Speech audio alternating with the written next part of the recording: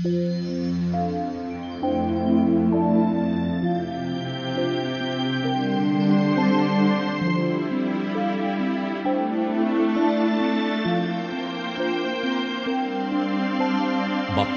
ang bumabasa at ang nangakikinig ng mga salita ng hula at tumutupad ng mga bagay na nangasusulat doon, sapagkat ang panahoy malapit na.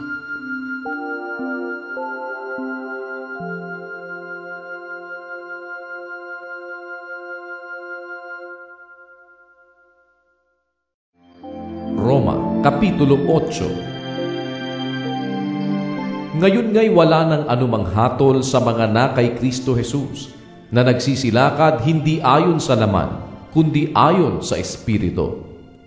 Sapagkat ang kautusan ng Espiritu ng buhay na na kay Kristo Jesus ay pinalaya ako sa kautusan ng kasalanan at ng kamatayan. Sapagkat ang hindi magawa ng kautusan na mahina sa pamamagitan ng laman, sa pagsusugo ng Diyos sa kanyang sariling anak na nag-anyong lamang salarin, at dahil sa kasalanan ay hinatulan ng Diyos sa laman ang kasalanan, upang ang kahilingan ng kautusan ay matupad sa atin, na hindi nangagsisilakad ayon sa laman, kundi ayon sa Espiritu. Sapagkat ang mga ayon sa laman ay nangagsisitalima sa mga bagay ng laman, datapwat ang mga ayon sa Espiritu ay sa mga bagay ng Espiritu. Sapagkat ang kaisipan ng laman ay kamatayan, datapwat ang kaisipan ng Espiritu ay buhay at kapayapaan. Sapagkat ang kaisipan ng laman ay pakikipaggalit laban sa Diyos, sapagkat hindi napasasaklaw sa kautusan ng Diyos, ni hindi nga maaari. At ang nangasalaman ay hindi makalulugod sa Diyos. Datapwat kayo'y wala sa laman, kundi nasa Espiritu. Kung gayo'y tumitira sa inyo ang Espiritu ng Diyos, datapwat kung ang sino may walang Espiritu ni Kristo, siya'y hindi sa Kanya. At kung si Kristo ay nasa inyo, ang katawan ay patay dahil sa kasalanan, datapwat ang Espiritu ay buhay dahil sa katwiran. Ngunit kung ang Espiritu niyaong bumuhay na mag-uli kay Jesus ay tumira sa inyo, ang bumuhay na mag-uli kay Kristo Jesus sa mga patay ay magbibigay buhay naman sa inyong mga katawang may kamatayan sa pamamagitan ng kanyang Espiritu na tumitira sa inyo. Kaya nga, mga kapatid, mga may utang tayo, hindi sa laman, upang mabuhay ayon sa laman. Sapagkat kung mga buhay kayo ng ayon sa laman, ay mga mamatay kayo. Datapwat kung sa pamamagitan ng Espiritu ay pinapatay ninyo ang mga gawa ng laman, ay mga bubuhay kayo. Sapagkat ang lahat ng mga pinapatnubayan ng Espiritu ng Diyos ay sila ang mga anak ng Diyos. Sapagkat hindi ninyo muling tinanggap ang Espiritu ng pagkaalipin sa ikakatakot, datapwat tinanggap ninyo ang Espiritu ng pagkukupkup, na dahil dito'y sumisigaw tayo, Aba, Ama. Ang Espiritu rin ang nagpapatotoo, kasama ng ating Espiritu, na tayo'y mga anak ng Diyos. At kung mga anak, ay mga tagapagmana nga, mga tagapagmana sa Diyos at mga kasamang tagapagmana ni Kristo. Kung gayon nga, makipagtiis tayo sa Kanya upang tayo'y lumuwalhati namang kasama Niya. Sapagkat napatutunayan ko na ang pagtitiis sa panahong ito'y hindi karapat-dapat maitumbas sa kaluwalhatiang mahahayag sa atin. Sapagkat ang maningas na pagmimithi ng buong nilalang ay naghihintay ng pagkahayag ng mga anak ng Diyos.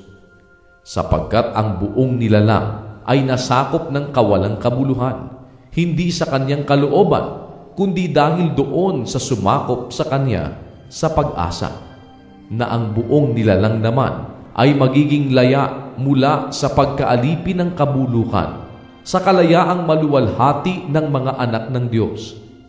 Sapagkat nalalaman natin na ang buong nilalang ay humihibik at nagdaramdam na may kahirapan na kasama nating hanggang ngayon. At hindi lamang gayon, kundi pati naman tayo na mayroong mga pangunahing bunga ng Espiritu, sa makatuwid bagay tayo na may nangagsisihibik din sa ating sarili, sa paghihintay ng pagkukupkop, na dili iba't ang pagtubo sa ating katawan. Sapagkat tayo'y iniligtas sa pag-asa, datapwat ang pag-asa na nakikita ay hindi pag-asa. Kaya't sino nga ang umaasa sa nakikita? Datapwat kung nagsisiasa tayo sa hindi natin nakikita, kung magkagayoy hinihintay nating may pagtitiis. At gayon din naman ang Espiritu ay tumutulong sa ating kahinaan, sapagkat hindi tayo marunong manalangin ng nararapat. Ngunit ang Espiritu rin ang namamagitan dahil sa atin ng mga hibik na hindi maisasaysay sa pananalita. At ang nakasisiyasat ng mga puso'y nakakaalam kung ano ang kaisipan ng Espiritu, sapagkat siya ang namamagitan dahil sa mga banal alinsunod sa kalooban ng Diyos. At nalalaman natin na ang lahat ng mga bagay ay nagkakalakip na gumagawa sa ikabubuti ng mga nagsisiibig sa Diyos, sa makatwid bagay niyaong mga tinawag alinsunod sa kaniyang nasa. Sapagkat yaong mga nanguna pa'y kaniyang nakilala, ay itinalaga naman niya na maging katulad ng larawan ng kaniyang anak, upang siya ang maging panganay sa maraming magkakapatid. At yaong mga itinalaga niya ay kaniyang tinawag naman, at ang mga tinawag ay inaring ganap naman niya, at ang mga inaring ganap ay niluwalhati din naman niya. Ano ang ating sasabihin sa mga bagay na ito? Kung ang Diyos ay kakampi natin, sino ang laban sa atin? Siya na hindi ipinagkait ang kaniyang sariling anak, kundi ibinigay dahil sa ating lahat, bakit hindi naman ibibigay sa atin ng walang bayad ang lahat ng mga bagay? Sino ang magsasakdal ng anuman laban sa mga hirang ng Diyos? Ang Diyos ay ang umaaring ganap. Sino ang hahatol? Si Kristo Jesus na namatay. Oo, yaong nabuhay na mag-uli sa mga patay, na siyang nasa kanan ng Diyos, na siya namang namamagitan dahil sa atin. Sino ang makapaghihiwalay sa atin sa pag-ibig ni Kristo? Ang kapighatian, o ang kahapisan, o ang pag-uusig, o ang kagutom, o ang kahubaran, o ang panganib, o ang tabak? Gaya ng nasusulat, dahil sa iyo, kami pinapatay sa buong araw.